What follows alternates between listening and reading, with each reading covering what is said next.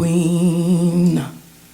Just to look at her face, it sure ain't homely. Like Sheba in the Bible, she's black but comely. Bitter man, get a man, bitter man. Bitter man, get a man, bitter man. Bitter man, get a man, bitter man. A bitter man, get a man, bitter man. We gonna start her at 3, can I hear 3? Step up, boys, take a good look, see. 'Cause I know you want her once you've seen her. She's young and ripe, she make a damn good breeder. Bitter man, get a man, bitter man. A bitter man, get a man, bitter man. A bitter man, get a man, bitter man. Yes. A bitter man, get a man, bitter man. She's good in the fields, she can sew, she can cook. Strip her down, Roy, let the gentleman look. She's full up front and ample behind. Examine her teeth if you got a mind. Bitter man, get a man, bitter man. A bitter man, get a man, bitter man. Bitter man, get a man, bitter man. Yes. A bitter man, get a man, bitter man. 350's a bid, I'm looking for foe. At $400, she's a bargain show. Foe is the bid, $455. Il y aura de l'action ce week-end sur l'esplanade financière Sun Life du Parc olympique avec la première édition du festival Expérience Montréal. Les vendredis 24 et samedi 25 août, le cabaret du Musée du rock'n'roll du Québec présentera des concerts de Michel Pagliaro, Malajube, Grimmskong, Galaxy et plusieurs autres. Le dimanche 26 août, c'est au tour d'Urbania Montréal, une grande célébration de musique latine urbaine mettant en vedette Nortec Collective présente Postiche, Fusible et Senior Flavio. Tout ça pour 12 $ par jour à partir de 13h. Détails sur expmtl.com. Le 1er septembre prochain, vous avez rendez-vous à Lavaltrie pour la première édition du Poudza Pelouza. Au menu, show punk rock, compétition de wakeboard, skateboard, bière, bouffe et bien du plaisir, le tout à moins d'1 heure de Montréal. Vous pourrez voir sur scène Anti-Flag, Planet Smashers, Vulgaire Machin, The Toasters, Dig It Up, Brixton Robbers, Les Dorothées et plus encore. Les billets sont au coût de 20 $ en pré-vente et 25 $ à la porte. Visitez le www.poudzapelouza.com pour tous les détails et achetez votre billet. Du 2 au 14 septembre, le Festival international Les Escales improbables de Montréal revient pour une déambulation créative entre musique, danse, théâtre, installation et art visuel en direct. Retrouvez les escales de jour, gratuites sur les quais du Vieux-Port du 7 au 9 septembre, avec entre autres l'épicerie musicale, un marché improbable imaginé par Jérôme Minière et Marie Normand. Et du 11 au 14 septembre, les escales de nuit à l'usine C, avec La Sagesse des Abeilles, 20 000 abeilles, seules actrices sur scène, un spectacle hypnotique de Jean-Lambert Wild et Michel Onfray. Consultez notre programmation et réservez vos places sur escaleimprobable.com. Le 1er septembre, on vote pour la gratuité. Étudiants de ce monde, le pique-nique électronique est prêt à négocier. Notre offre est sur la table. Le 1er septembre prochain, entre 14h et 16h, les étudiants auront accès gratuitement à l'événement. Aucun frais d'entrée. Notre décision est prise et nous ne céderons pas aux menaces ni aux attaques personnelles. Et un rassemblement de plus de 50 personnes sous le caldeur sera tout à fait toléré. Tous les détails de l'événement au www.picnicelectronique.com. Tu veux un collier unique, que ce soit sur mesure, avec ton nom, le nom de ta meuf, ton logo, peu importe, ou à partir de un de nos designs, visite le www.corechains.com. Encore une fois, c'est le www.corechains.com. Tu peux aussi visiter la page Facebook ou Twitter, @corechains.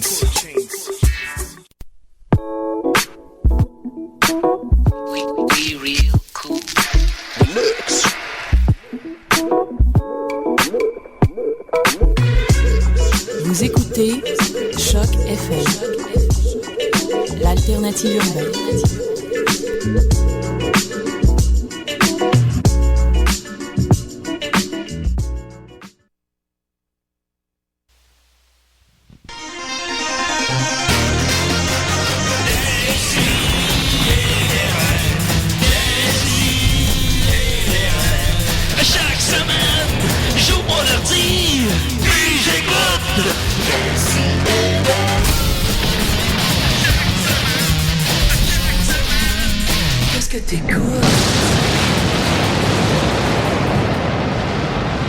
Moi, chaque semaine, j'écoute MasterChef. MasterChef? Ouais, ben c'est ça l'émission que j'écoute avec ma blonde, là, finalement. Puis c'est avec Gordon Ramsay. Oh, là, ouais, ça brasse, ça. Ça brasse. Ben, il est fin là-dedans.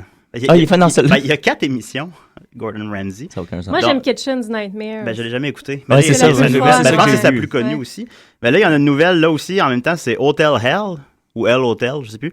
Puis où est-ce que là, il va visiter les hôtels les plus crasses des États-Unis, puis là, il est là, puis il engueule tout le monde. Puis, Moi, ça marche tout le temps avec moi, ça. Je suis Tu pas contente pognes, d'écouter des émissions. Ben, j'aime bien comme ça, mais Masterchef, il y a un petit côté comme positif. Il est pas super méchant. Puis Fatigant, ça. puis le monde qui se font éliminer à la fin, ils sont comme « Ah, mais je vais te donner une job dans mon restaurant. » Fait que tu sais, puis t'étais incroyable. Blablabla. Mais dans Hotel Hell, par exemple, c'est déprimant. Il est là, puis il chicane là. Mais c'est là-dedans qu'à la fin, il leur monte à remonter leur business. Oui, mais puis ça finit tout le temps. Ben, ça finit bien, les là. deux que j'ai écoutés, ça finit bien. Ok, ok. Mais je me disais, si c'est pas arrangé, ça doit des fois finir mal, logiquement. Des fois, il doit y avoir des hôtels qui sont irrécupérables ou des gens qui sont irrécupérables. Mais j'ai un ami qui écoute probablement jamais l'émission, mais Samuel, si t'écoutes l'émission, Salut, t'es un Sam. expert dans la matière, tu pourrais nous écrire sur la page Facebook pour nous expliquer si des fois ça finit mal, ces Hotel histoires-là. Hell. Ouais.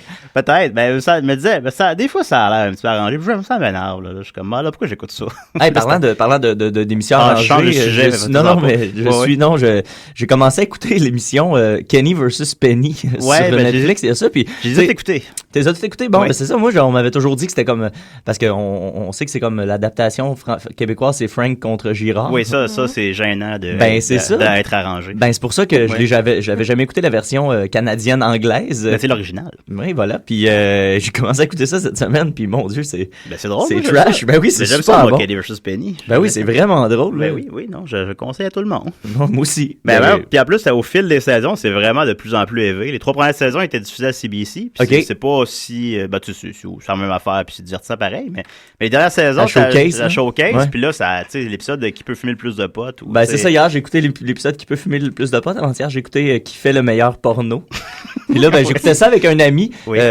mâle. Puis, Ouais. puis Ça a ben, fini. ben non, c'est ça, ça a pas fini. Il est encore chez nous. Non. Non. Il t'attend, là, il t'écoute. Non, l'idée, c'est que Ouais. j'avais écouté avant, la veille, j'avais écouté plus des épisodes des 3 premières saisons Oui. où, quand ça devient un peu crunchy, c'est censuré, c'est brouillé. Ouais. Fait que là, pour l'épisode de porno, j'ai dit, fais-toi-en pas, si jamais il y a quelque chose, on verra rien, tu sais. Puis Oui. c'est vraiment plus soft que Tu ça. as précisé à ton ami, fais-toi-en pas, là, ça va être. Ben, en ça lui va être- caressant le Ouais, genou ça en va être- montant tranquillement. Mhm. Puis finalement, là, le ça aussi. Who Makes the Best Porno, C'est il y a clair, pénétration filmée de très près, là. Eh boy! Non, c'est Hey. Ah, trash. C'est ben, très trash. Quand t'as le Frank versus Girard Ouais, dans ils la l'ont tête, ils l'ont un peu, ouais, ils l'ont un T'es- peu édulcoré. une petite affaire. Légèrement, ben, ça, J'avais pour le lisant. public de vrai, légèrement. Mais ouais, écoute, j'aimerais ça penser à un épisode, mais j'en ai pas d'idée. Mais dans le même ordre d'idée, dans le même ordre d'idée, en fait, j'avais quelques nouvelles brèves pour commencer. Et il y avait l'acteur Shia LaBeouf. D'abord, j'ai googlé. Chien le bouffe. J'ai googlé, LaBeouf. on sait de qui je parle, là, le Oui. gars dans Transformers. Ben, j'ai d'abord googlé comment prononcer son nom. Oui, c'est ça. Comment qu'on prononce son T'as-tu nom? trouvé Chia le bouffe? Ouais, faut dire ben, en anglais, là. Shia LaBeouf. C'est genre Shia LaBeouf. Ouais, C'est LaBeouf. Shia LaBeuf qu'il faut dire, je pense. Comme Jake Gyllenhaal, ça devrait faire Ah ça, ouais, le prononcer. Il y a une entrevue sur Internet, mais je pourrais pas le dire, mais c'est genre Goulinouloul, là, une espèce Pour vrai? Oui, c'est... Fais donc ça. Non. Mais c'est déjà, ouais, ben, en tout cas, Shia LaBeouf, plus reconnu pour ses scènes dans Transformers ou dans Indiana Jones, bien sûr, son prochain film, il a dit qu'il ferait plus jamais de film commercial, de film avec Hollywood, parce que ces films-là, t'as pas de liberté artistique, puis patati patata. Oh là là. Puis là, il en ferait plus jamais, ça, lorsqu'il dit on va le prendre au moins, il y a 26 ans. Fait que Ben, il a c'est- fait son argent, quand même. Ouais, je sais bien. Puis, mais là, à place, son prochain film, finalement, va être avec le nom misogyne Lars von Trier. Lars von Trier, Ah qui est oui. reconnu sur le dernier film Mélancolia ou Saut de l'avant, Antéchrist. C'est des œuvres assez exigeantes, quand même. Quand même aride.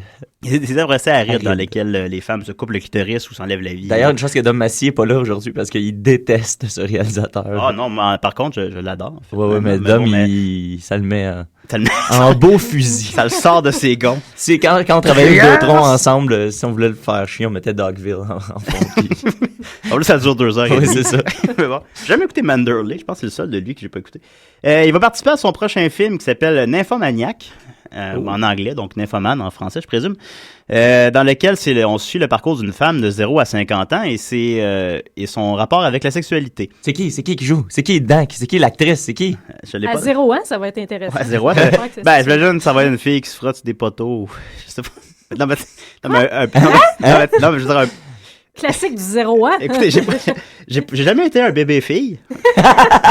Mais j'imagine que comme un... Tu sais, que ça doit être... Tu sais, les bébés-filles, des fois, ça doit comme se frotter sur des meubles, puis pas comprendre, puis... Ouais. Hier, ma nièce, elle avait grand-papa Bi dans la bouche. Mais c'est juste ça que je veux dire. C'est tout. Ben, on l'appelle pas Bi pour rien. Non, c'est ça. Mais, fait que donc, il va être dans le film Nymphoman, dans lequel il va jouer des rôles de sexe, des scènes de sexe. J'ai perdu, mais un peu. Déstabilisé. Je suis un petit peu déstabilisé. Il parlait de bébé.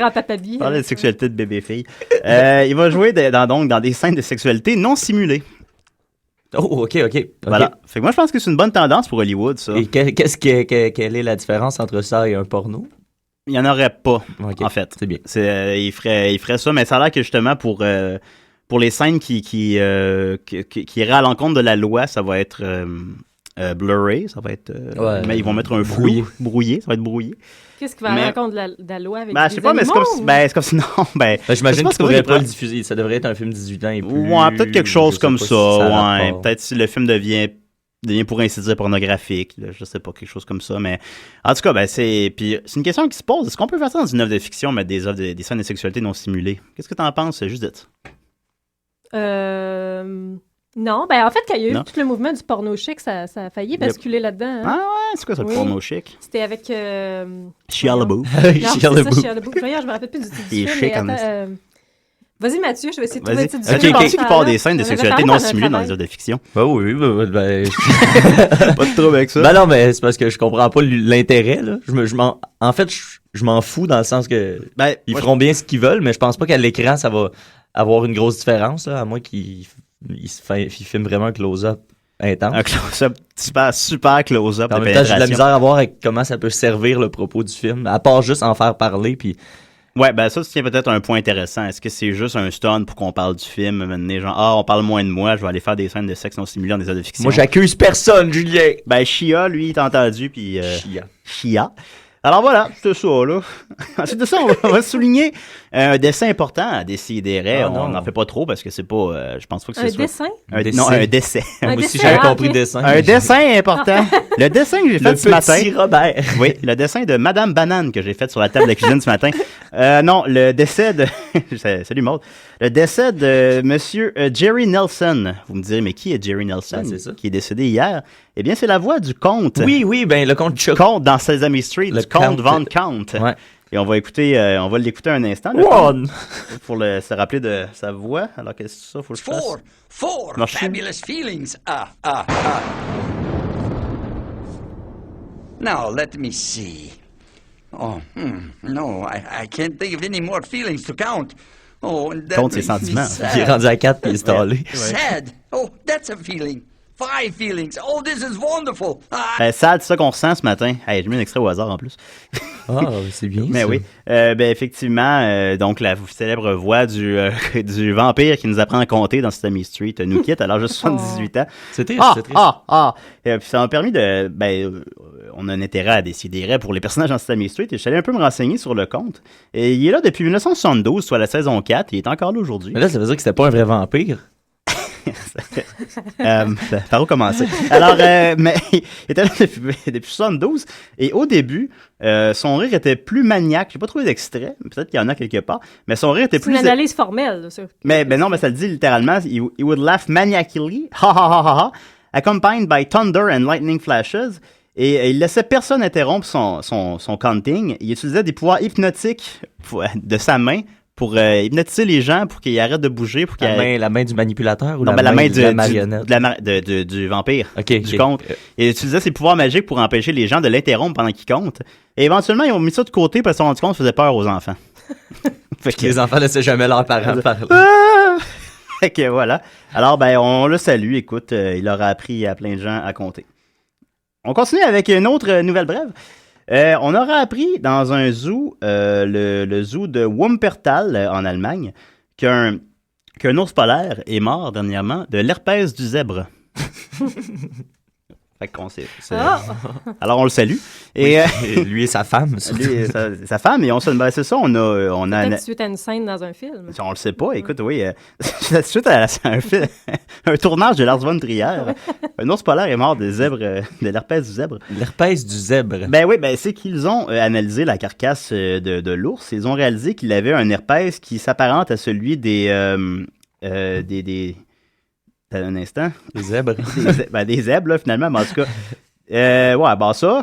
Ils se sont donné c'est quoi l'herpès buccal? Puis là, ils se sont demandé parce que la cage des zèbres est à 68 mètres de la cage des ours. Fait qu'il n'y a pas dû avoir coït. Fait qu'ils se rendent compte que finalement, ces virus-là d'animaux peuvent se déplacer d'espèce en espèce sans problème et même ne respectent rien, selon eux. L'herpès ne respecte. Mais c'est peut-être un employé du zoo un peu douteux. Un peu échevelé. Oui,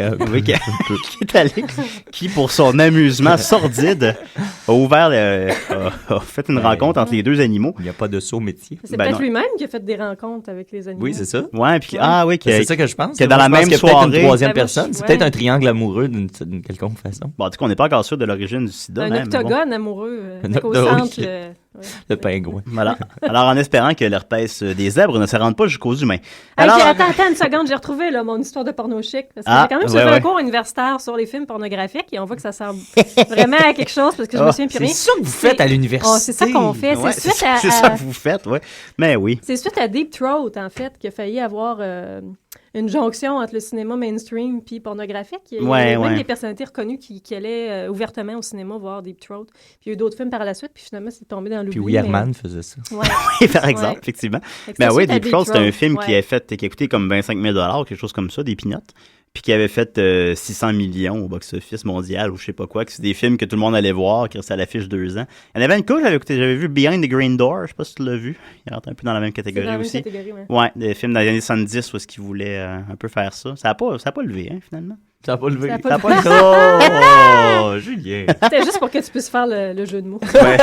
Merci beaucoup, Judith. Belle passe à la palette. Une passe à la palette. Sinon, Judith, tu m'as parlé que tu as fait une découverte en faisant pipi tantôt. Oui. Tu peux nous en faire part. On la révélera pas. Ben non, en fait, c'est Elle est un garçon. Ça n'a pas rapport avec mon propre corps, ça a rapport avec l'environnement dans lequel j'étais. Okay. Dans les toilettes des dames à l'UQAM, je vais vous le révéler pour vous, messieurs, qui ne pourrez pas le voir de vos propres yeux. On a une affiche, puis moi, ce que ça m'a frappé parce que je trouvais que c'était vraiment bien targeté, tu sais, question de sur quel marché tu vas taper, de groupe démographique. Il y a une affiche qui est pour les appâts artificiels pour la pêche. Donc, OK. on n'a pas utilisé de véritables poissons. Mais, non, puis puis on voyait, tu m'as montré la petite photo, on ne peut pas la voir, chers auditeurs, mais il y avait un... Je pourrais la mettre sur la page Facebook. Oui, ça serait bien. Il y avait un papa avec un petit gars, puis comme une boîte à appâts de poisson, là. Un coffre à pêche. On dit une boîte à pas de poisson. OK, excuse-moi. Je suis pas un expert. Hein. Non, c'est ça. Fait que oui, ça s'adresse beaucoup aux jeunes étudiants universitaires. Le slogan, c'est « Petit poisson à pas peut faire de grands dégâts ». Et c'est « Je favorise l'utilisation de l'or artificiel ». Voilà. Donc, mesdames, vous êtes maintenant conscientisées. Ben oui, hein? Wow. On oublie souvent les dames à la pêche. Effectivement, surtout les jeunes dames universitaires. C'est vrai. Ouais, fait réfléchir. C'est très drôle, ça. C'est financé par qui, ça? Par le Parti libéral. C'est Ressources naturelles et Faune du Québec. Ah.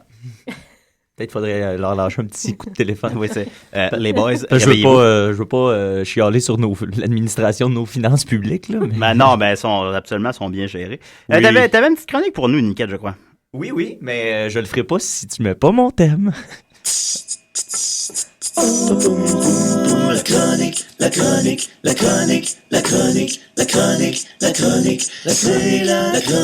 à Niquette. Voilà.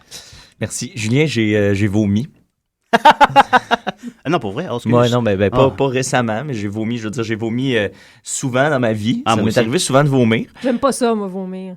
Personne n'aime ça, je pense, vomir. Non, c'est pas vrai. Moi, j'aime ça, vomir. Parce que je pense que moi, ça me libère. Après, t'es mieux. Mais puis ça m'écœure pas, moi, de vomir. Il y a l'odeur.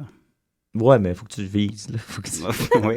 Non, mais moi, j'aime ça. Mais en tout cas, tu sais, je veux dire, j'ai vomi. Bon, il n'y a rien d'exceptionnel. Là. T'as vomi, je dis. Non, là, big fucking deal. On est à radio, là. C'est ça, tu sais. Bon, mais là où ça devient intéressant, c'est que j'ai pas toujours vomi juste parce que j'étais malade ou que j'avais une indigestion, parce que j'avais viré une brosse qui avait mal viré, tout ça, tout ça. Parce que t'étais trop content? J'ai déjà vomi parce que j'étais trop stressé, en fait. Ouais, moi, ça court dans ma famille. Ma petite sœur, Marilyn, que je salue en ce moment. Salut, Marie! Allô, Marilyn. Es-tu belle? Oui, cute. À quel âge? Elle a de 20 ans, 21 ans. C'est comme une fille Mathieu Niquette, un peu? Un peu, ouais. C'est probablement celle qui a le comportement qui me ressemble le plus. Là. OK, d'accord. On continue ta chronique. On s'en parlera après. Elle aussi, elle a souvent vomi de stress. En fait, elle travaillait à la Coupe Rogers, puis elle a souvent vomi sur le court central devant toutes les plus grandes vedettes du tennis. Ça y est arrivé à plusieurs reprises. C'était-tu la fille qu'il fallait qu'elle attrape la balle? Oui, elle était chasseuse de balles. Elle était chasseuse de balles, puis elle vomissait. Oui, avant le début du match, là, quand ça devenait trop intense pour elle, elle partait, puis elle allait dans le coin du court central, elle vomissait devant tout le monde. Mais c'est ça. Fait que ça court dans la famille. Elle, c'était ça. Moi, c'était plus avant les demi-finales de tournois d'improvisation. Quand j'étais au secondaire, au cégep, c'est-à-dire. Puis tout le monde disait que c'était à cause qu'on avait trop brossé la veille, tout ça. Mais moi, j'avais fait la différence. C'est vraiment parce que j'étais nerveux. Puis c'est arrivé à quelques reprises où est-ce que j'entendais la présentation des joueurs. Puis moi, j'étais en train de vomir. Puis là, j'entendais mon nom. Puis là, je demandais de la gomme à des gens dans le public. Fait que, tu sais, c'est arrivé à plusieurs reprises. J'ai jamais vraiment porté attention jusqu'à cette semaine. Mais là, je regardais Lost. J'ai commencé à écouter Lost. Puis là, les films d'écouter, c'est bon. Ouais, c'est bon, hein. À date, je suis accroché bien raide. Puis là, c'est ça, il y a un personnage qui après une nouvelle troublante, je me souviens plus trop, puis il vomit, tu sais. Puis là, moi, à chaque fois que je vois ça à la télévision ou dans un film, je trouve ça un peu tiré par les cheveux de vomir parce que t'apprends quelque chose. Ouais, c'est ça, parce que moi, ça m'est jamais arrivé de ce côté-là. Ça m'est arrivé à cause du stress, mais là, je me suis mis à réfléchir. Si moi, ça m'est arrivé, si ça arrive dans les émissions, tout ça, ça doit avoir une source quelque part. Puis je me demandais, c'est quoi le rapport entre ce qui se passe dans notre cerveau puis ce qui se passe dans notre estomac pour que ce soit aussi fort que ça jusqu'à nous faire déguster notre souper une deuxième fois ou peut-être même une troisième fois. Bon, ça, c'est dégueulasse, cette expression-là. Oh, je m'excuse. T'as oublié qu'il y a une fille. En plus, avant l'émission, je disais que j'étais content qu'il y avait un bon ratio homme-femme puis que ça allait peut-être être plus. Ouais, 33%, là, c'est plus que d'habitude, là. Ouais, ça va très bien. Ouais, ça roule. On a des bons quotas. Il y avait 50 au début, mais... Une à la fois. Ouais, on va te les perdre. C'est ça. Puis là, en faisant des recherches cette semaine, j'ai découvert que notre estomac était en fait un deuxième cerveau. Oui, c'est la découverte scientifique que j'ai faite. J'étais tellement surpris en fait que j'ai comme une petite gorgée sûre. Je t'avoue que je l'ai lu moi aussi, ça, cette semaine. Ouais, mais en quel honneur? Je sais pas, on continue. Pourquoi donc? Parce que j'avais lu. Ouais, puis c'était pour ça qu'on vomissait quand on était... Mais c'est toute ta chronique, ça, dans le fond. Ouais, mais c'est ça, moi, je vais te dire des choses. Au lieu de mettre des sons. Mais tu sais, vous savez, les fameux papillons dans l'estomac quand on est nerveux, quand on tombe en amour, quand on fait un manège, ce sentiment de tomber en amour. On dit tomber en amour, mais on ne se sent jamais aussi haut. Ah...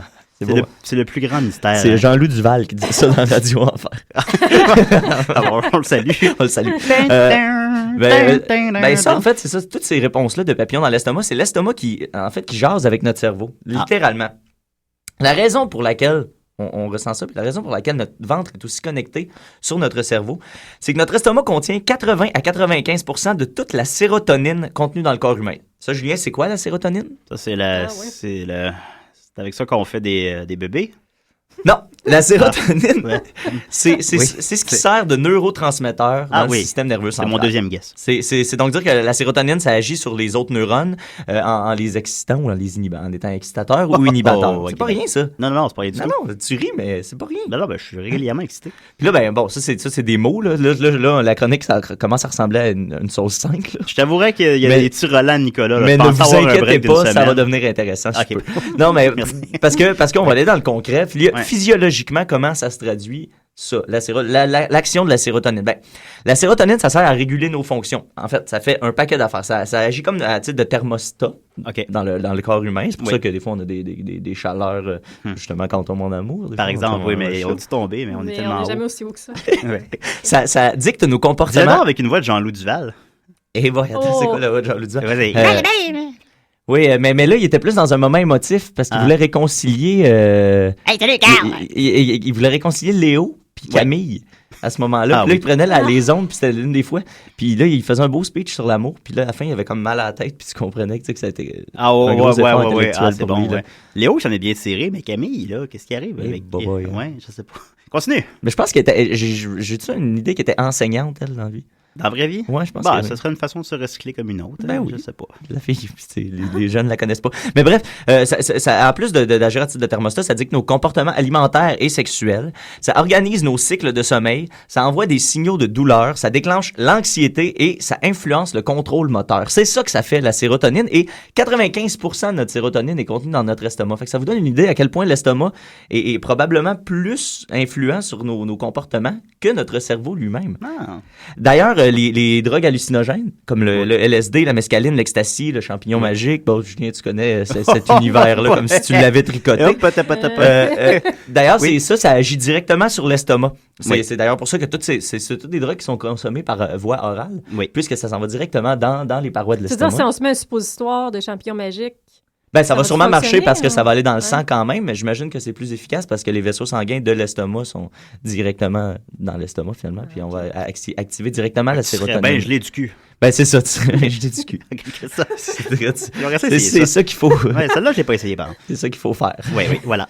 Puis c'est pour ça aussi que, tu sais, après avoir consommé ces drogues-là, on ressent des maux de ventre, hein, Julien? Écoutez, je sais pas. Je me souviens pas. Je m'en rappelle plus.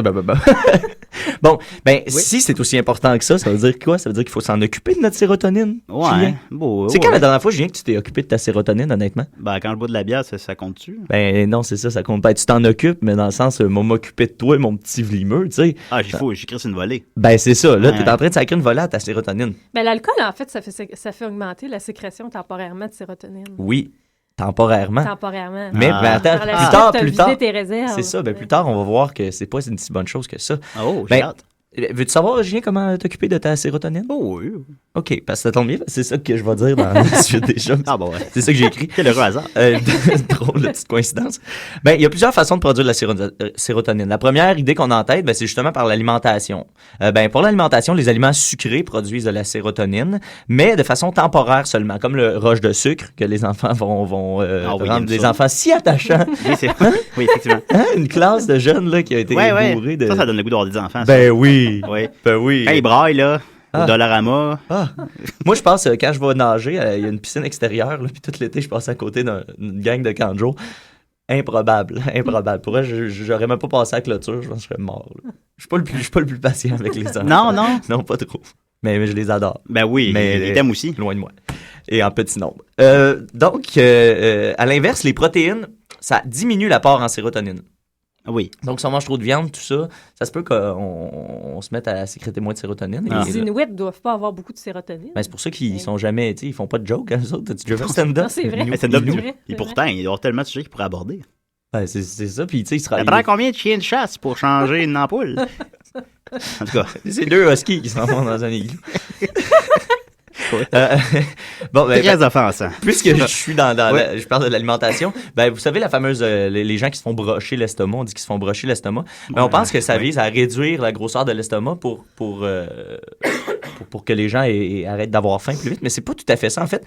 Le pontage gastrique, le vrai nom de brochage. On va dire les vrais mots là. Le pontage gastrique, c'est une procédure qui vise en fait à rapprocher l'estomac du petit intestin. Ce qui fait que le fameux signal qui dit « je suis plein », là, celui qu'on sait qui prend 20 minutes à se rendre, pour ça qu'on dit de manger lentement d'ailleurs, mais là, on peut réduire le temps que ce signal-là peut s'envoyer. Fait que c'est pour ça que les gens qui se font brocher l'estomac, ils ne se font pas nécessairement rapetisser l'estomac, mais le signal de satiété arrive plus rapidement. On se joue des tours à nous-mêmes. C'est ça, on trick notre cerveau avec la sérotonine, toujours.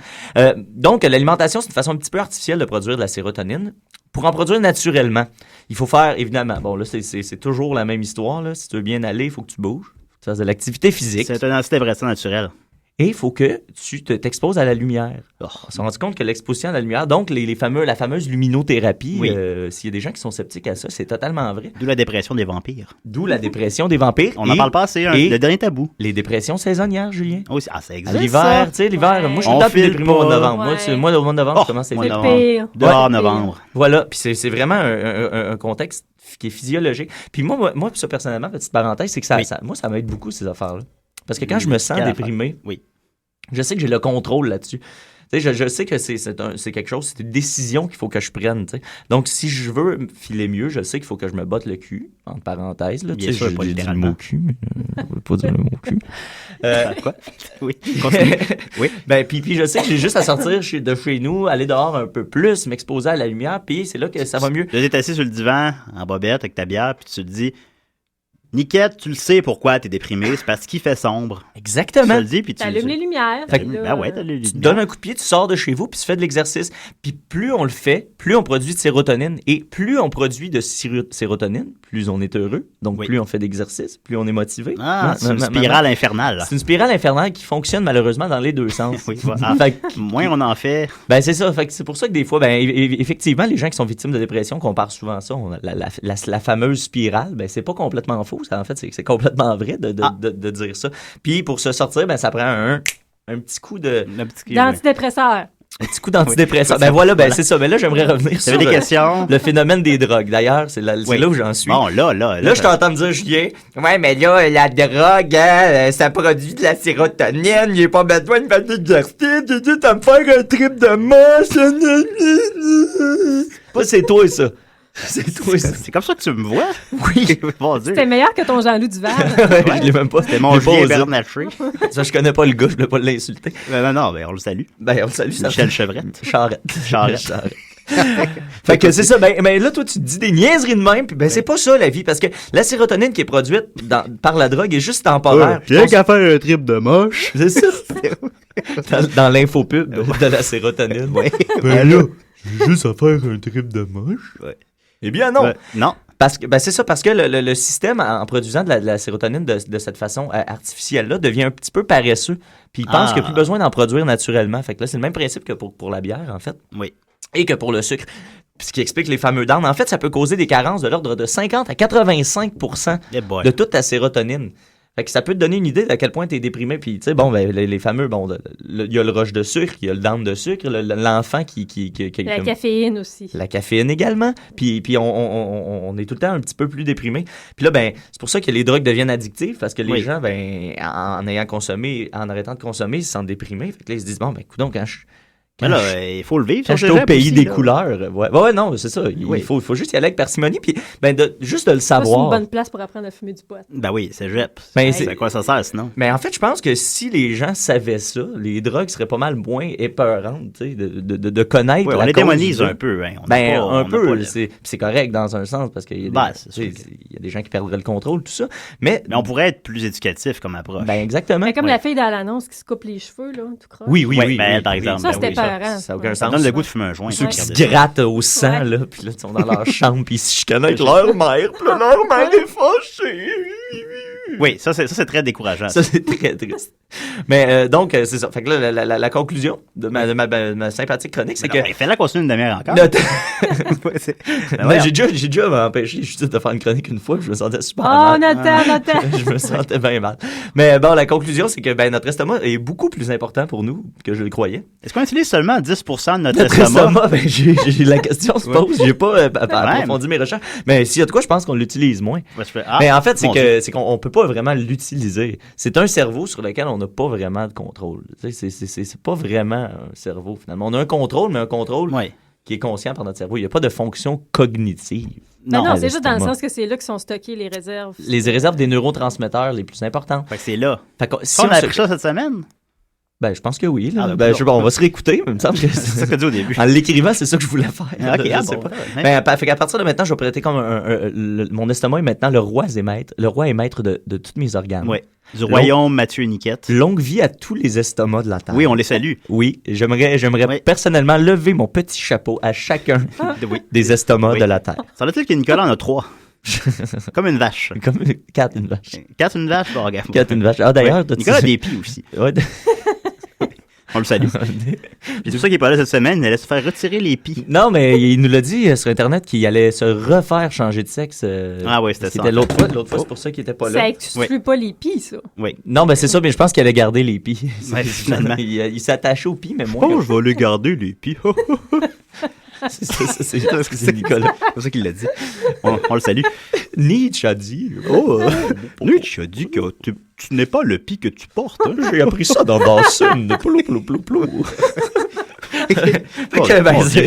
Voilà, oui. C'est sûr, c'est oui. belle parole. Merci beaucoup, Mathieu. Ça me fait plaisir. Écoute, on va continuer en musique. D'abord, je réitère, vous n'étiez pas là la semaine passée, vous deux, mais je vais annoncer ça en grande pompe la semaine passée. J'ai écouté par contre. J'ai écouté, voilà, pour notre 75e émission la semaine passée, j'ai lancé un grand concours. J'ai pas encore mis de date limite parce que, tu sais, je sais que les gens l'écoutent en balado-diffusion, ont souvent plusieurs semaines de retard, puis surtout, il y a personne qui a participé, fait que c'est gênant. Fait que je vais laisser quand même du temps. C'est ça, d'ailleurs, je voulais t'en parler de ça, ton concours. C'était vraiment pas clair. C'était pas clair pour vrai? Pas en tout. En fait, t'as jamais expliqué c'était quoi? Un indicatif? Un indicatif, clairement. Clairement. OK, attends une seconde, j'en ai pas sous la main. Un indicatif, c'est... Dans le concours, dans le fond, si j'ai bien compris, ce que tu demandes, c'est que les gens doivent envoyer une imitation d'une célébrité qui s'identifie en disant j'écoute des ciels. C'est ça. Salut, ici Picsou. Et Flagala Jones. Et chaque semaine, on écoute Dessus et Dehors. C'est un deuxième exemple. Maintenant, un indicatif, c'est ça. Bibi, Z9, Café 4KX, c'est d'ici. À chaque semaine, j'écoute d'ici et derrière. Donc, c'est ça, un indicatif. C'est toi, Bibi? Oui, c'est moi. Ah, c'est bon. Oui, merci. C'est bon. On me l'a vanté. T'as mis les meilleurs. Il manque juste le 14. Oui, j'ai pas mis, j'ai mis les meilleurs. Ouais, d'ailleurs, dans le passé, on voulait faire ça. Je voulais faire une entrevue avec Bibi. Là, j'ai comme oublié ça. Mais je fais comme un billet vieillissant en plus. Il est pas trop tard. Ah, Geneviève, putain, ça va Tu mal. l'as déjà fait, ça? Je l'ai pas fait encore, une entrevue avec Bibi. Vieillissant? Salut Bibi, ça Oui, va? tu l'as fait, ça. Ah, ça va, ça a déjà été mieux. Mais voyons, Bibi, qu'est-ce que t'as? Ah, c'est Geneviève. Elle veut pas me laisser retourner sur ma planète. Voyons, Bibi. Ton vaisseau est brisé. Mais gars, elle est là, Geneviève, on l'a invitée. Geneviève, pourquoi tu veux pas laisser Bibi retourner sur sa planète? Ouais, pourquoi tu veux pas? Mais parce que c'est mon seul ami. Il y a Julien. Oui, mais c'est le frère d'Éric Canuel. Ouais, j'avoue que c'est un bon point là-dessus. C'est pas un très bon comédien. Mais ouais, j'ai commencé à boire. J'ai pas un estomac comme les humains, vous savez. Alors voilà, c'était donc un indicatif, c'est ça. Non, pas ce que je viens de faire. Si les gens envoient ça quand même, c'est pas grave. Ouais, s'ils envoient ça, c'est dans le fond, ils peuvent envoyer donc ce que vous voulez. Là, OK? Écrivez-nous, s'il vous plaît. Mais le concours, c'est pour les indicatifs, mais envoyez-nous ce que vous voulez. Ouais, si vous nous envoyez un entretien avec Bibi vieillissant. D'ailleurs, Romaine, il arrive quoi avec Romaine? Ça, c'est une autre histoire. Fait que, donc, à date, la semaine passée, on a eu 2 participations de M. David Fortin, mon collègue de travail. Cette semaine, on a 2 autres de M. David Fortin, mon collègue de travail. Fait qu'on va les écouter avant et après la chanson. Puis, continuez, vous pouvez gagner un t-shirt avec ma face dessus et un kit de magie signé par Nicolas. Fait que je veux dire, si vous voulez pas gagner ça... moi, j'ai pas réfléchi, mais je pourrais trouver quelque chose. Ajouter quelque chose au lot? Oui, intéressant. Je sais aussi, pense-y. Peut-être une... En tout cas, pensez à ça. C'est un concours qui va prendre forme au fil des semaines. Mais il va en gagner à mener. Ça, je vous donne ma parole. Alors, on continue avec Rouge Pompier et Rouge Pompier. Bonjour. Ici Beethoven. Et chaque semaine, j'écoute des si et des rêves. Donnez-y le prix. Là, il m'a précisé qu'il jouait réellement du piano. C'est pas un effet spécial. On continue la musique.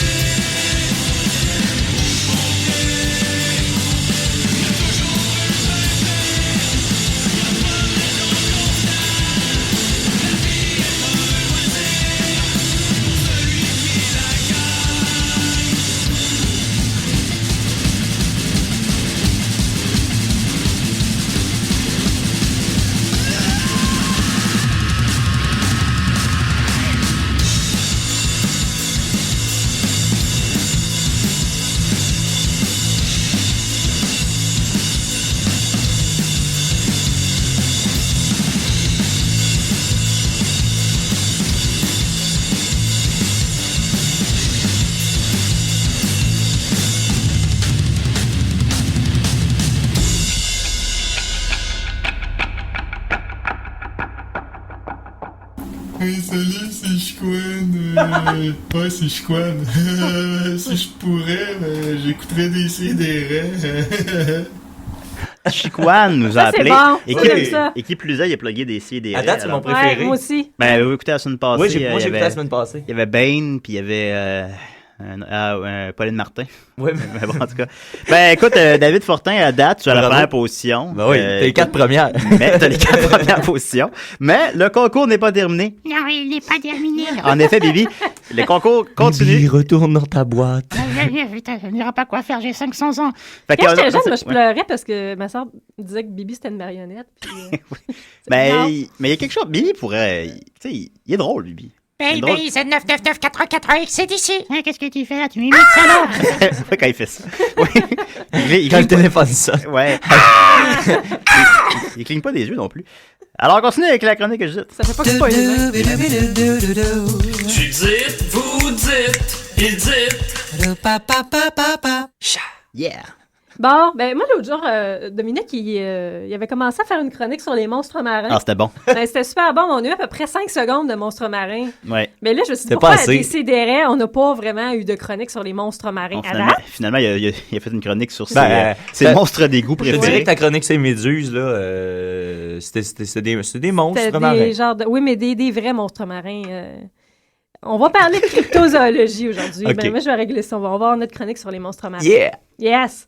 Ben, moi, j'aime ça, les monstres marins aussi, parce que j'aime ça croire qu'ils existent, parce que ça voudrait dire qu'il y aurait probablement des dinosaures qui existeraient encore.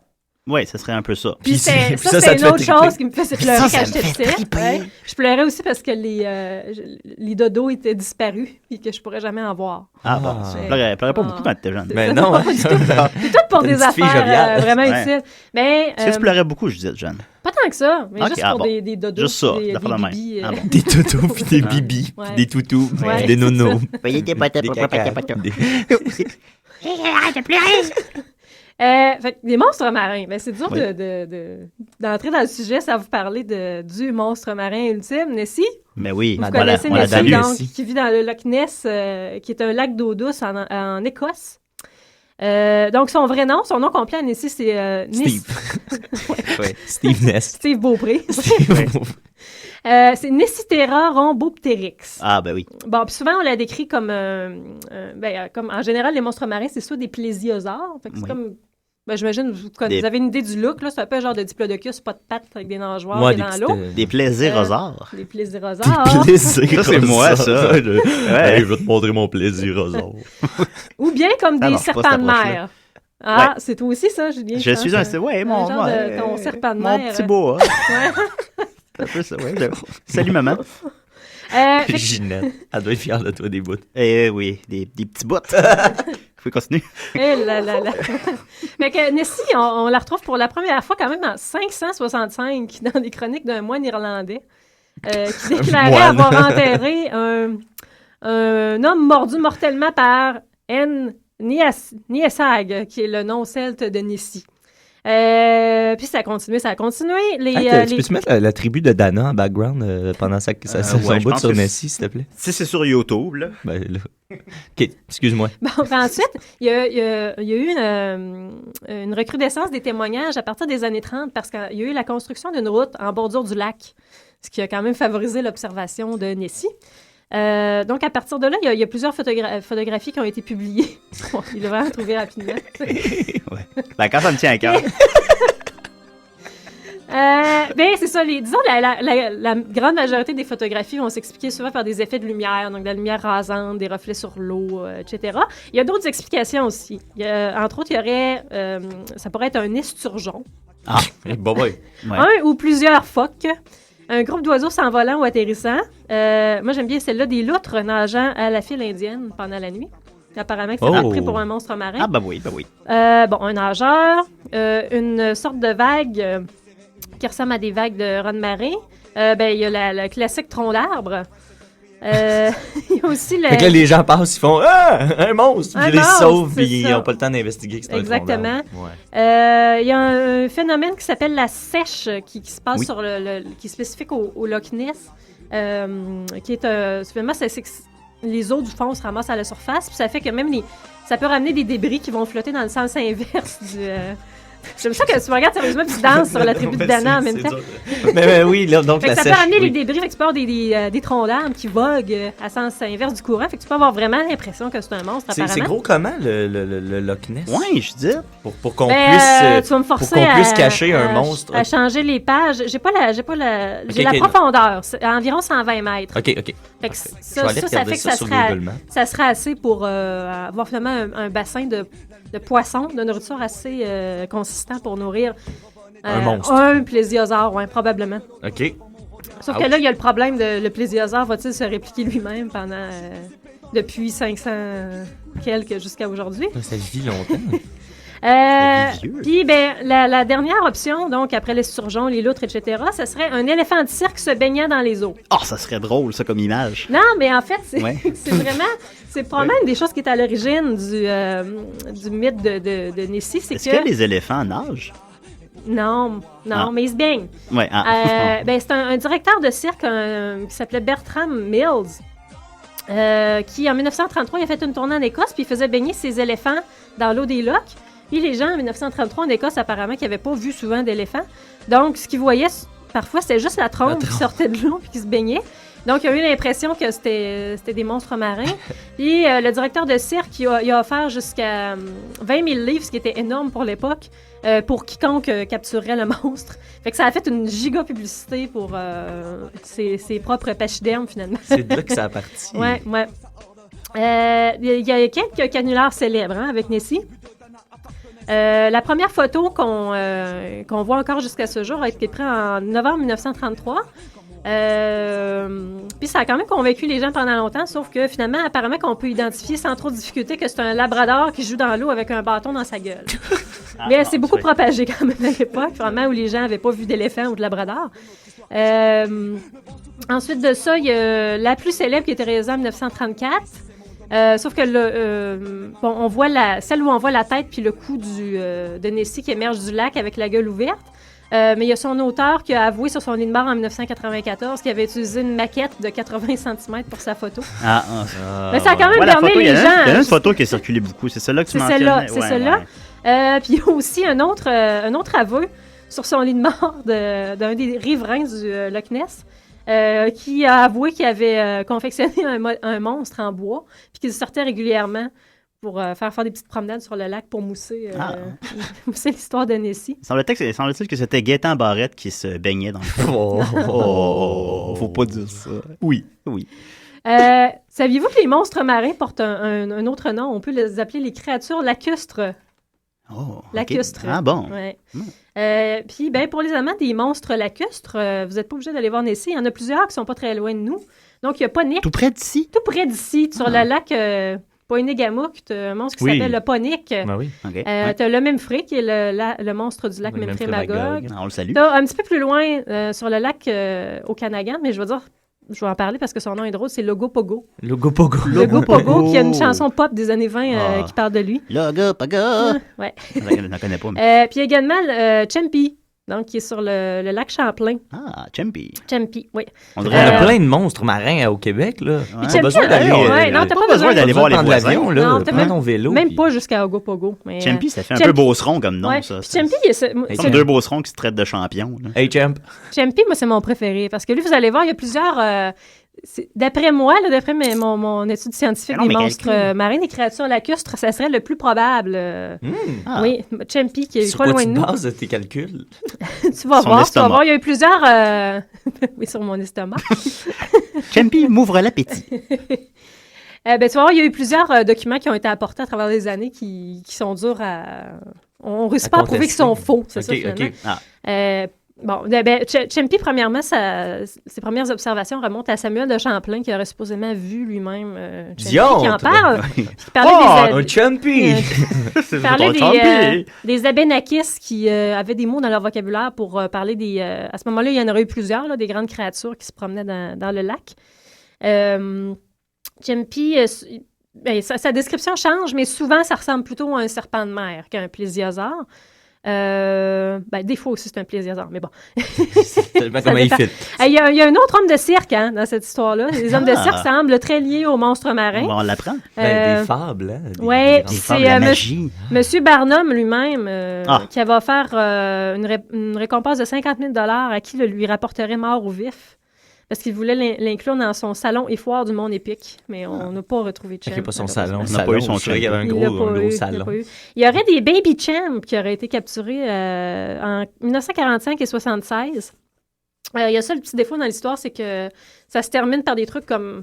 on aurait envoyé le spécimen à l'Université du Vermont où il aurait été égaré. Ah, bon, c'est ça, il s'est sauvé. Il y avait un lac pas loin. On a perdu un monstre marin. Mais désolé, vous allez rire. Ouais, c'est le monstre marin, là.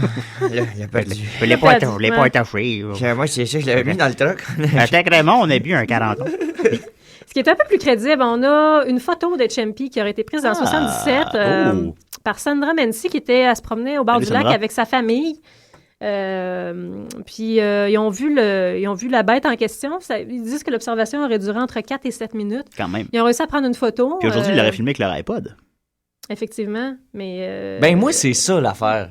C'est ça l'affaire. Avec toutes ces histoires de monstres, tout ça, les légendes sont le fun, mais là, de nos jours, avec tout ce qui filme, à cette heure, tout filme, là. Ouais, tout filme. Là, je me dis que... Nos yeux filment. Et là, plus le temps avance, puis moins j'ai de facilité à y croire. Mathieu a perdu la magie. Voir, attends, il y a également une vidéo qui existe de Champy. Ouais.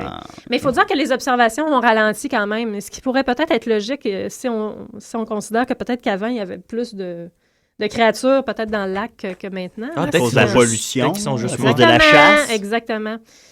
Surtout la chasse, c'est les chasses non réglementées. Oui.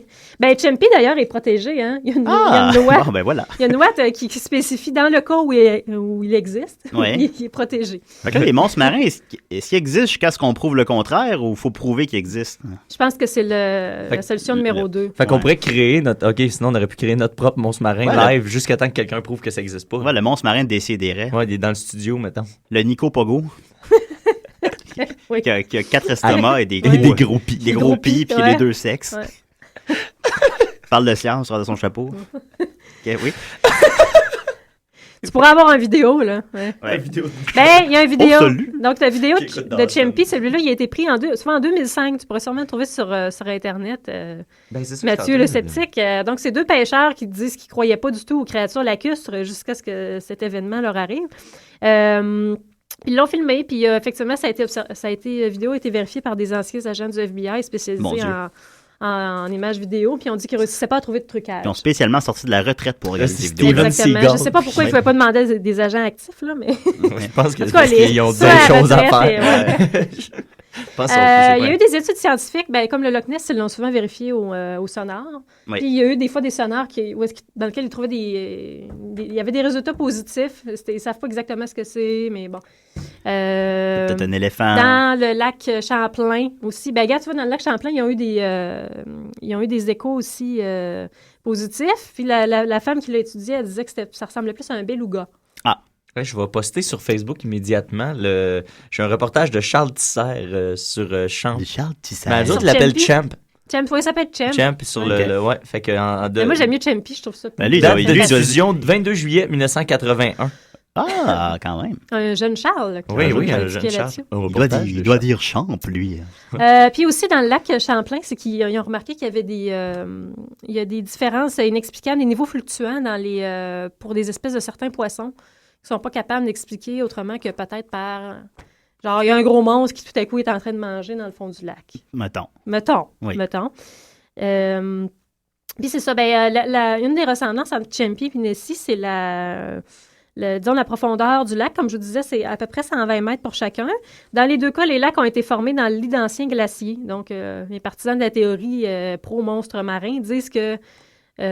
dont tu fais partie. Oui, c'est ça. La coalition. Ça justifierait finalement ça. Puis qu'aussi, qu'il y aurait, à cause de la grandeur du lac, il y aurait suffisamment de poissons pour nourrir...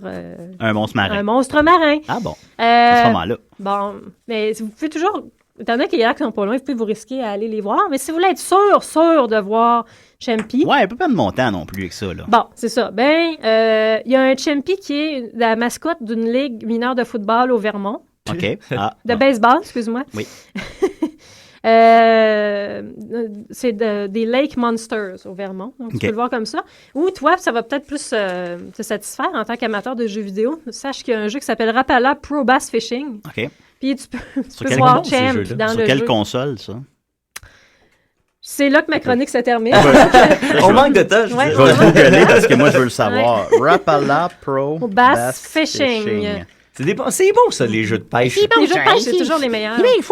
J'aimais ça pour vrai, moi, les jeux de pêche. Moi, c'est quand tu vas dans les arcades, il y a des jeux de pêche. Ah oui, c'est terrible. Ça semble être à la Wii, à la Xbox et au PlayStation. Mais ça vient parce que tu as des achigans à petite bouche. Puis là, de temps en temps, tu as un achigan à grosse bouche qui passe. Puis là, ils sont pesants, eux autres. C'est super payant. Puis là, tu gagnes le concours, t'es un héros. Ben, imagine pêcher un champ.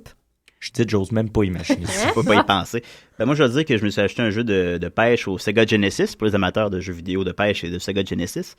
Puis je comprenais rien. Puis j'ai joué une fois avec, puis je trouvais ça bien Est-ce que c'était pire que le E.T. ou Atari? Ben, le E.T. ou Atari, en fait, j'avais réussi, comme j'avais déjà dit, j'avais réussi à le passer avec un guide, là. Oui. Un guide sur Internet. Sans guide, c'est impossible. Mon ami l'avait quand on était jeune, puis on jouait, on comprenait rien. Puis on rejouait quand même. Moi aussi, c'était comme ça avec ma sœur. Ouais, on jouait. On comprenait rien. Tu tombes dans des trous, puis il y a un compteur en bas, puis le compteur descend. Mais ça nous rendait persévérants, les jeux, quand on était plus jeunes. Il y a toute une histoire qui entoure ce jeu-là, en fait. C'est que c'est un jeu qui avait été... il était tellement convaincu que ce serait un succès qu'ils en ont fait plus de cassettes qu'il y avait de Atari sur le marché. Oh shit. Parce que son existence allait vendre des Atari, ce qui n'est pas arrivé. Le jeu a été programmé en 6 semaines par une personne, ce qui était des délais complètement déraisonnables.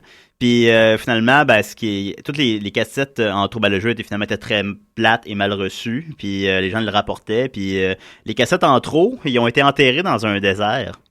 Puis c'est une grosse légende urbaine au milieu des jeux vidéo. Non, mais c'est pas pour vrai, ça? Oui, c'est vrai. Non, ouais, pas légende urbaine, c'est pas le bon. Ben, c'est une grande légende. Ils sont vraiment enterrés. Et c'est même la prémisse du film du Angry Video Game Nerd qui va sortir l'an prochain. Ils font un film là-dessus? Il fait un film, là, puis c'est ça, ils vont retrouver le trou où étaient les Atari, les E.T. ou Atari. On pourrait avoir un reality show là-dessus. Ouais, retrouver les E.T. retrouver les E.T. Puis même des équipes qui s'affrontent. C'est un des facteurs principaux du Video Game Crash de 84 aussi. Oui, c'était parce que les gens étaient délusionnés parce que c'est trop facile de faire des jeux Atari, fait que tout le monde le faisait. Puis ces jeux-là se vendaient à 60$, tu sais, c'était pas comme c'était pas 2$ dans un marché aux puces Chantalon là. D'ailleurs, c'était 60$, puis t'achetais ça, puis le jeu était super mauvais. Maintenant, les gens ils en voulaient plus des jeux vidéo, puis le marché s'est complètement écroulé sur lui-même et il est ressuscité avec le Nintendo, qui était pas représenté comme une console de jeux vidéo parce que c'était trop péjoratif console de jeux vidéo à ce moment-là, mais plutôt comme un entertainment system.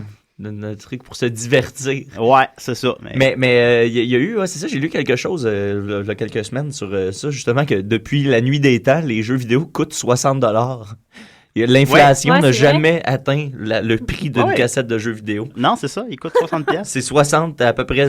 Évidemment, les gros blockbusters, ils sortent à 80 puis ils tombent à 60 2 mois après. Non, ils sont 60 aussi. J'aime ça depuis la nuit des temps. C'était vraiment approprié dans ce cas. Ouais, ça commence bien un texte au secondaire 5. Depuis la nuit des temps. Ouais, ou des textes de philo. Oui.